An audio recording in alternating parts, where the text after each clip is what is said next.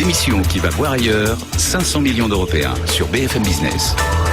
500 millions d'Européens, l'émission qui va voir ailleurs sur BFM Business, la revue de presse européenne. Alors déjà, un article qui nous a été amené par notre ami belge, Frédéric Coderlier, qui va payer pour le ramassage des ordures du Parlement européen. Il y a des bons trucs dans la presse française. En France, parce que d'ailleurs c'est sur rue 89 qu'il a épinglé ça.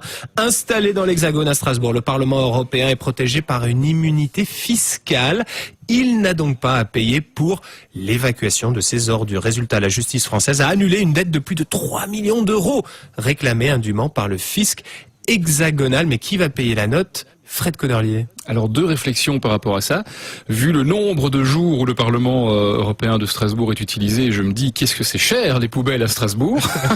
Et deuxième chose, à Bruxelles, il n'y a pas de souci, le Parlement européen aura ses ordures ramassées. Je croyais que vous alliez dire que dans les poubelles, les ordures, c'est toutes les directives qui sont émises par le Parlement européen. Non, à Bruxelles, il n'y a pas de problème parce qu'on ramasse les poubelles 2 fois par semaine. Ah oui, la capitale de l'Europe. Voilà. Ah oui. Ce qui n'est pas le cas à Bruxelles. Parce qu'on éduque la population et donc les personnes qui fréquentent le Parlement européen à pratiquer le tri sélectif, le recyclage, etc., etc. François Asselineau, vous avez un avis sur cette information ?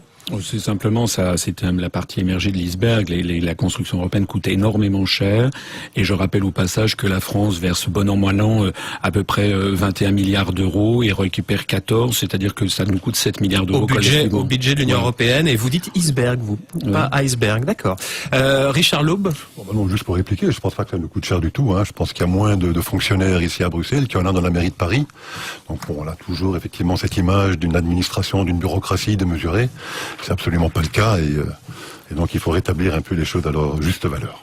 Non, juste pour répliquer, je pense pas que ça nous coûte cher du tout. Je pense qu'il y a moins de fonctionnaires ici à Bruxelles qu'il y en a dans la mairie de Paris. Donc on a toujours effectivement cette image d'une administration, d'une bureaucratie démesurée. C'est absolument pas le cas et donc il faut rétablir un peu les choses à leur juste valeur.